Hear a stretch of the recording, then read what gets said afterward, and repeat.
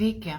Kadangi jau dirbu 4 metus su finansais, pastebiu, kad žmonės labai nenori girdėti, nenori užduoti klausimų, nes nesupranta apie tos finansus, nenori gilintis, nes tai yra tamsus miškas.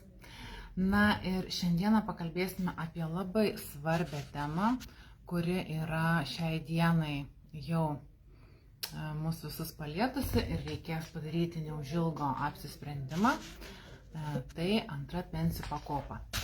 Taigi noriu Jums specializuotos pensijų kaupimo bendrovės specialistę, ekspertę, šios srities profesionalę Justiną Girnienę, mano kolegę, ir mes šiandieną pasiruošę atsakyti į visus Jūsų klausimus. Taip, Justina? Taip, žinoma. Taigi, pradėkim nuo to, kasgi yra ta antra pensijų pakopa.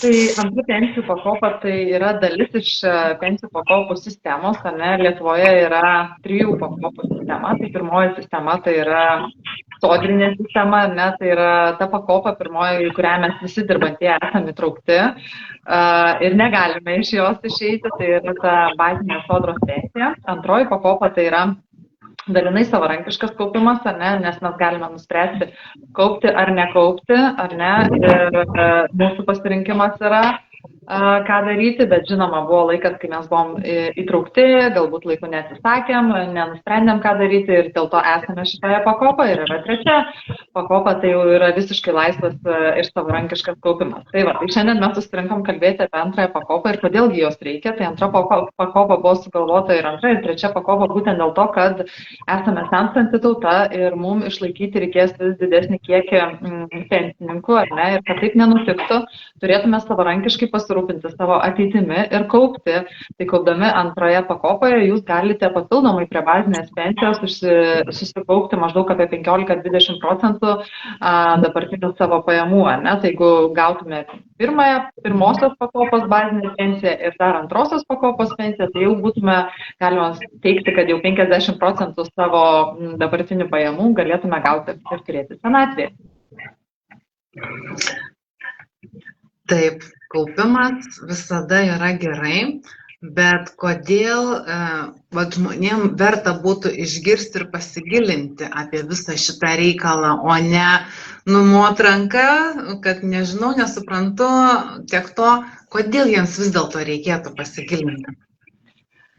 Tai visų pirma, antra pakopa mums suteikia galimybę automatiškai ir disciplinuotai kaupti, ką iš tikrųjų Lietuvoje daro retas, ar ne, savarankiškai kaupia, atsideda kažkiek nuo savo atlygio, tai kaupimas antroje pakopoje būtent tą ir suteikia mums galimybę, ar ne, kad mes dar net nepamatę, kiek mes pervesim, ar ne, į tą sodrą tuos 3%, kuriuos nuskaičiuoja nuo mūsų atlyginimo, automatiškai, ne, tai aš sakau, tai automatizuotas kaupimas, kurį mes galime turėti kiekvienas dirbantysis ir nesvarbu ar pagal individualią veiklą, ar pagal verslo liudimą, ar mažosios bendrijos narys esate, kiekvienas galite kaupti tuos 3%, o kai kaupiame mes, ar ne, arba kai kaupiate jūs, tai tada prisideda dar ir valstybė, ar ne, 0,5% nuo už praėjusių metų vidutinio darbo užmokesčio. Tai gaunasi, kad kai kaupiame mes, tada mums ir padeda kaupti valstybė. Taip, dar noriu priminti, kad visi, kas pasidalina šiuo laivu ir į komentarus rašo pasidalinau, galėsite registruotis į nemokamą 15 minučių konsultaciją gyvai prie puodelio kavos arba online apie tai, kas tavo atveju yra dabar verta ir kokios naudos tau priklauso. Na ir matau klausimą, rašo Rūta iš Alytaus, kodėl geriau stabdyti nei nutraukti? Labai geras klausimas, iš tikrųjų, ačiū Rūta. Tikrai sąmoningas klausimas ir stabdyti yra geriau negu nutraukti todėl, kad visų pirma, kai jūs sustabdote, nereikėtų pamiršti, kad tie pinigai ir toliau dirba. Tai net jeigu jūs nekaupėte savo 3 procentų nuo atlygio ir jums neprisideda valstybė 1,5 procento, ne, ta jūsų sukaupta suma kiekvieną dieną galima būtų sakyti auga, nes veikia toks vadinamas sudėtinių palūkanų efektas. Ne? Nes šiaip iš principo kaupimas arba investavimas tai yra kaip žiūrėjimas, kaip auga žolė, ne? Nes mes negalime matyti, jinai tiesiog paima ir užauga, arba žiūrėti, kaip džiūsta dažai, ne? Mes negalime matyti konkrečiai tų mikro dalelių, ne? Ar mikro veiksmų, ne? O visa tai didėja ir auga. Ne? Tai dėl to yra naudinga stabdyti, plus susistabdę jūs neatimate galimybės iš savęs turėti 2026 metų reformos pagerinimų. O pagerinimai yra tikrai labai palankus kaupiantiesiems. Tai jūs galėsite per visą kaupimo laikotarpį atsimti 25 procentus nuo savo sukauptos sumos, bet nedaugiau negu pats esate mokėjęs, tai labai reikėtų individualiai žiūrėti kiekvieno atveju. Bet jeigu ištiktų kažkoks gyvenimas, kaip aš sakau, ne, tai tada bent jau tuos 25 procentus galėtumėte pasinaudoti. Tada, nenutraukdami, o tik sustabdydami, ar ne, jūs gaunate galimybę turėti kaip kritinių ligų draudimą, ne, nes nuo naujų metų atsiranda naujas patobulinimas sistemos, kad jeigu atsitiktų kritinė liga arba netektumėte darbingumo, arba darbingumas liktų nuo 0 iki 30 procentų, arba būtų reikalinga paliatyvi slauga, ar ne, tai jūs galėtumėte atgauti visą sukauptą sumą be jokio apmokestinimo. Ir štai paprasti tokie atsakymai, kad jeigu jūs nenorite pats prisidėti tų 3 procentų ir gauti valstybės paskatos, tai tikrai yra naudingai likti sustabdžius. Nes nutraukus sutartį, jūs atgausite ne visas savo lėšas, jūs atgausite tik tai savo įmokėtą sumą ir investicinę grąžą. Jeigu žiūrint individualiai, ar ne, kiekvieno žmogaus krepšeliai gali būti labai skirtingi. Kai kurie įmokėję yra labai nedaug, bet grąža didesnė, kai kurie įmokėję daugiau, ar ne, plus grąža. Bet šiaip, jeigu žiūrėti standartinio lietuvio krepšelį, tai maždaug galėtumėte atsimti apie 60 procentų. Toks būtų vidurkis. Aš manau, kad tikrai labai išsamiai atsakytas klausimas. Čia iš tikrųjų užduokit klausimus, nes nėra blogo klausimo. Visi klausimai kyla iš kažkokio tai, reiškia, neaiškumo. Ir Violeta iš Kauno klausia, kas bus, jei nutrauksi? Jei nutrauksite kaupimą, tai visų pirma atimsite iš savęs galimybės ar nepasinaudoti tais pagerinimais. Visų antra, neatgausite visų pinigų. Ne? Tai atgausite, kaip ir minėjau, savo įmokėtas įmokas ir investicinę grąžą. Likusi dalis, tai yra sodros įmokos ir valstybės skatinamosios įmokos, grįžta į sodrą ir yra konvertuojamos į sodros taškus. Tai yra 2207 eurai yra konvertuojama į vieną tašką. Ir tas vienas taškas lygus 7,16 €, kurie jūsų pensijos. Tai va, tai reikėtų individualiai pasiskaičiuoti visgi, kiek tų taškų jums atitektų. Tai va, tai tikiuosi atsakiau klausimą. Tai va, todėl ir pakartosiu, kad būtinai pasidalinkite ir komentaruose parašykite pasidalinau, nes individualiai reikia visiems paskaičiuoti ir va, jūs gausite nemokamą konsultaciją 15 minučių, visi, kas pasidalinate ir į komentarus parašote pasidalinau. Na ir sekantis klausimas yra, kokiu būdu galima gauti apsaugą ir kažkokį tai pliusą, kai tu susirgi kritinę ligą. Va čia įdomus yra klausimas. Tai va tas naujasis patobulinimas ir yra po naujų metų, ar ne, kad jūs susirgę kritinę ligą.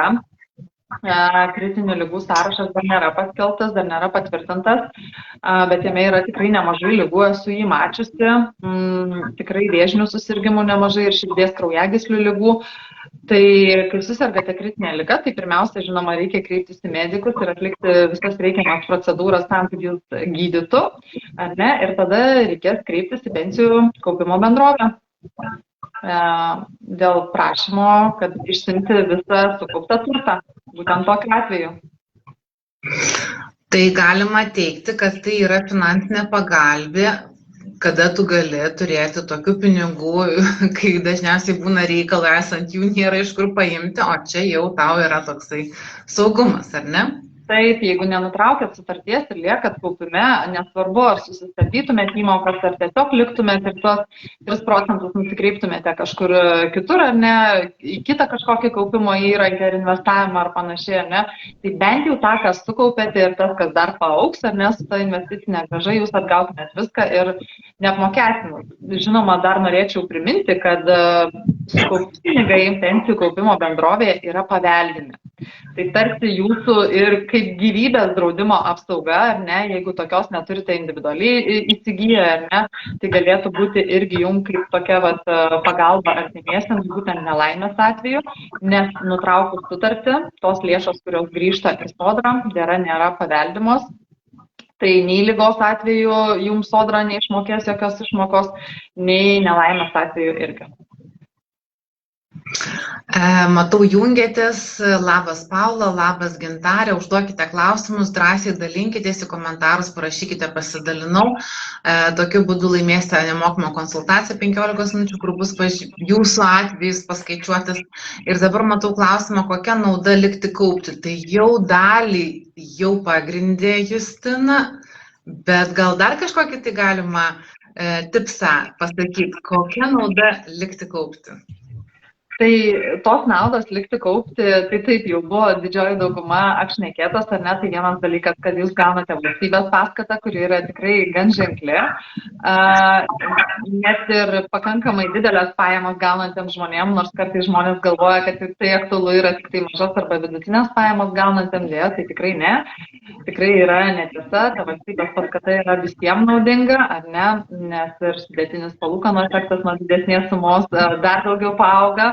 Taip pat atsiranda pagerinimai, ar ne, kaip ir minėjau, 25% nuo sukauptos sumos galite atsimti per visą kaupimo laikotarpį, galima atsimti kritinės ligos atveju, darbingumo netekimo arba paliatyvios slaugos atveju.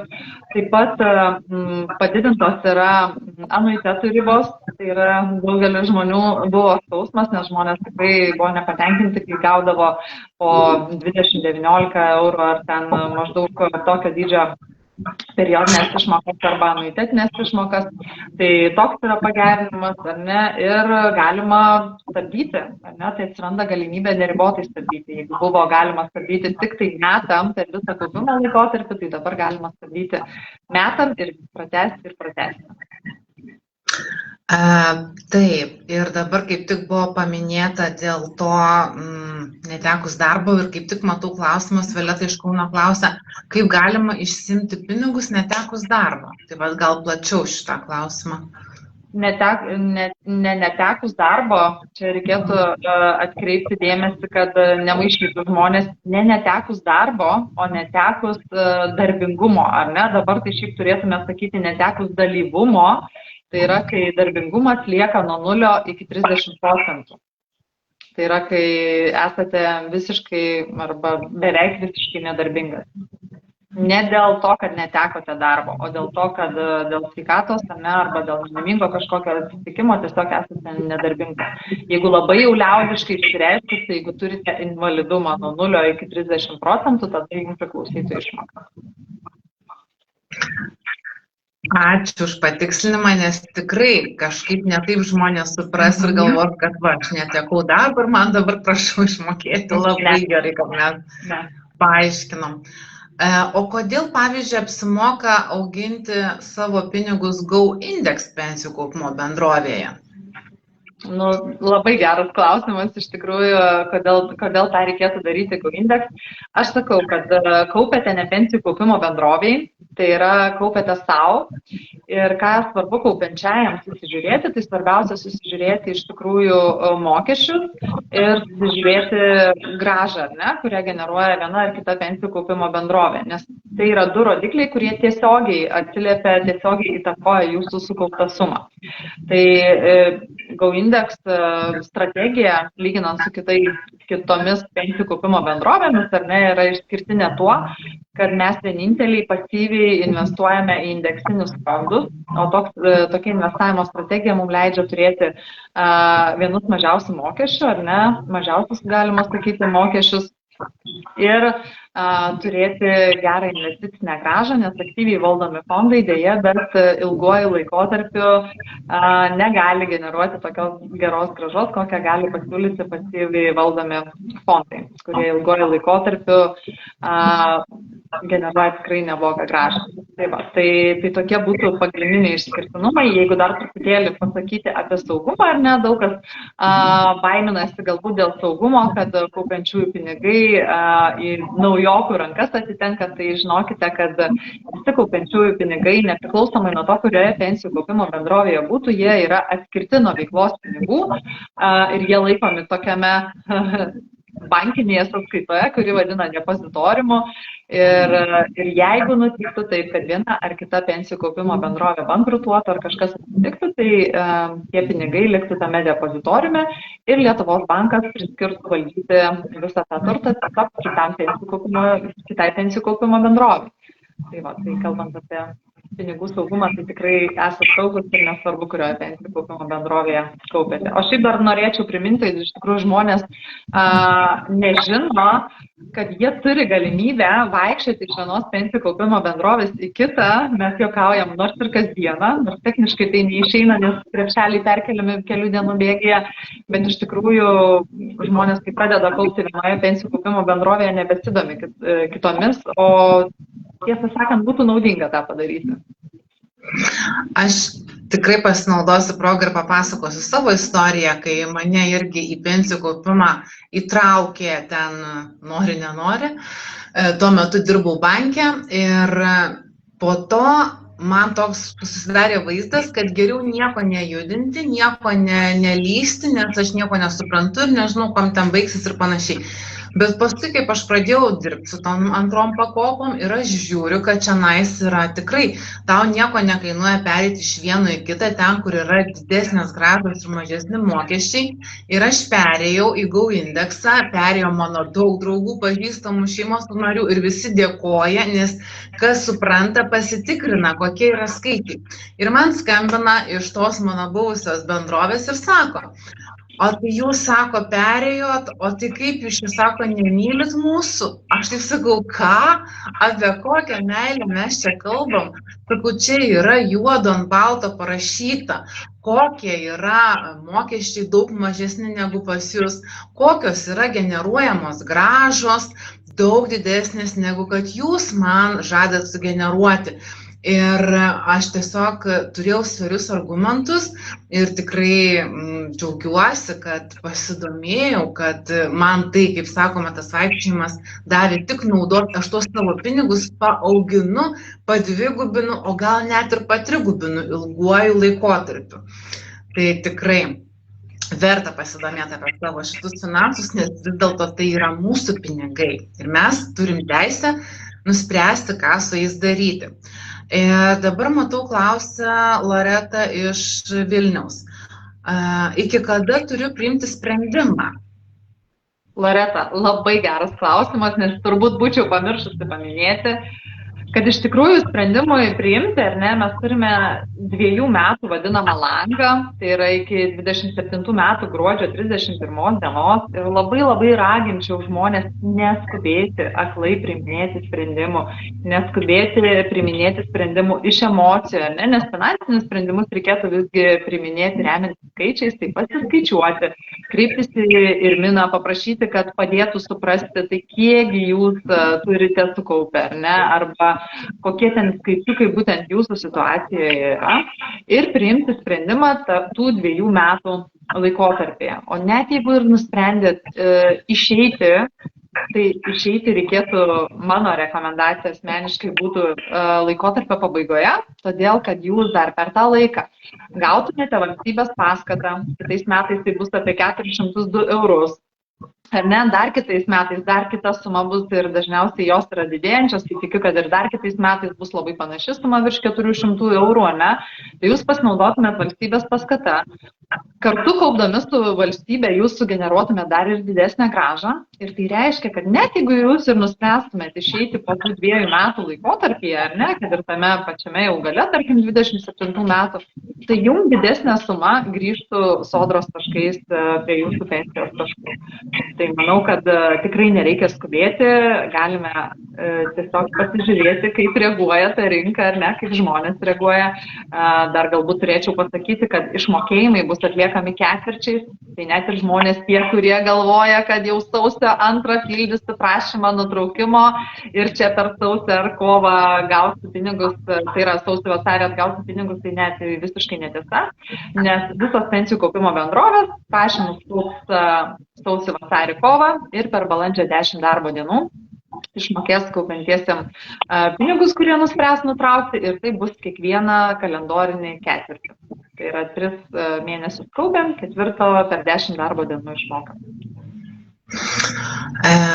Taip, ir dabar dar toksai matau klausimas, čia turbūt klausia tas, kur tikrai jau nusprendė nutraukti vienareikšmiai. Nu, yra mūsų teisė rinktis ir gerbiam kiekvieną nuomonę. Tai ką turėtų žinoti žmogus, kuris tikrai nusprendė nutraukti ir kažkur tos pinigus kitur galbūt investuoti, ar jam reikėtų stabdyti jau dabar, kad tie pinigai nepakibtų kažkur? Tai jeigu žmogus nusprendė tikrai, kad jisai išeina iš sistemos, ne, tai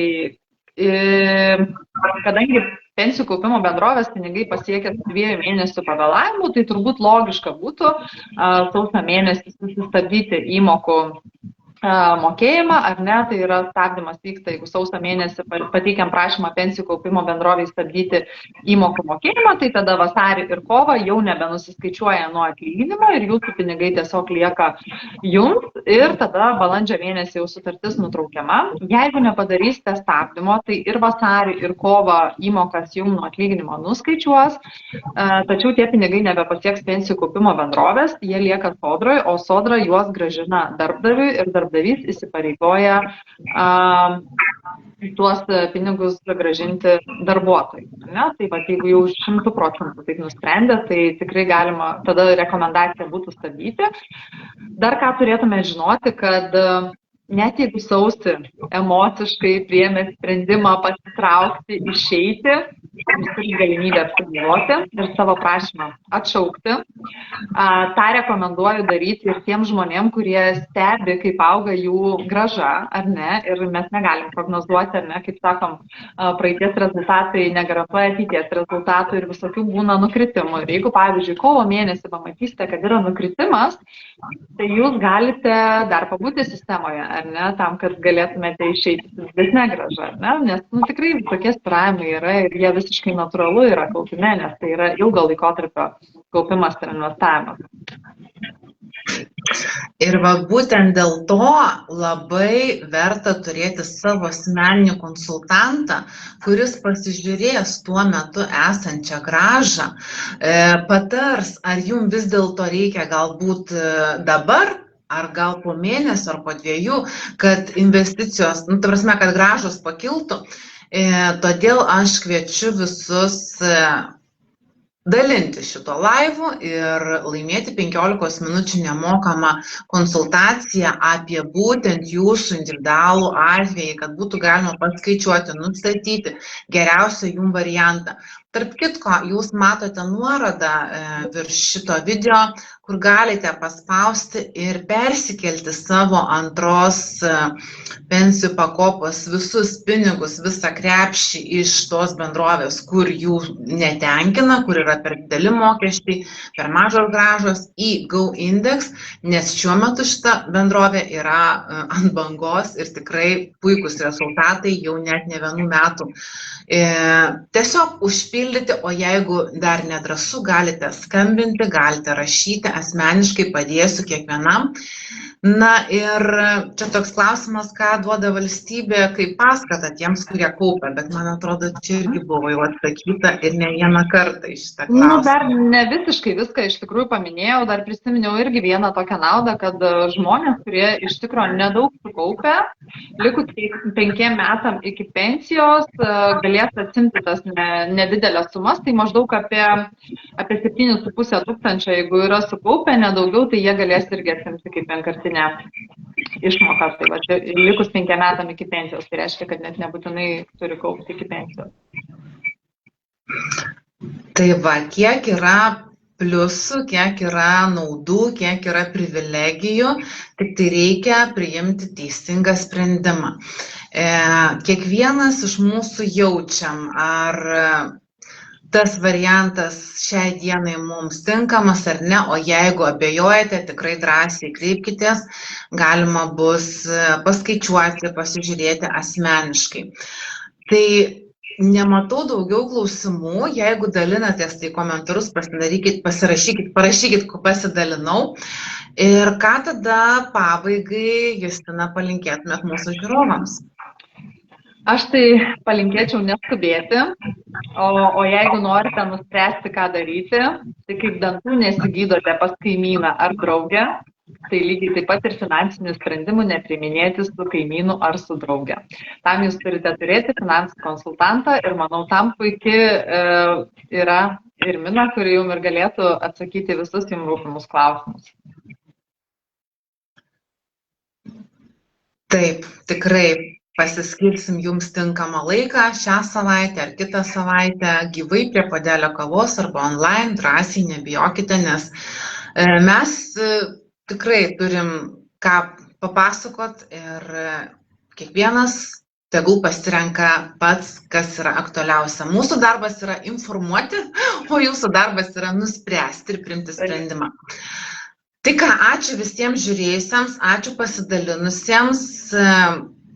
Dėkui tau labai, Justina, labai daug šviesos ir aiškumo įnešiai. Manau, kad kiekvienas pasinaudos šią puikią galimybę ir ką, linkiu visiems gerų sprendimų.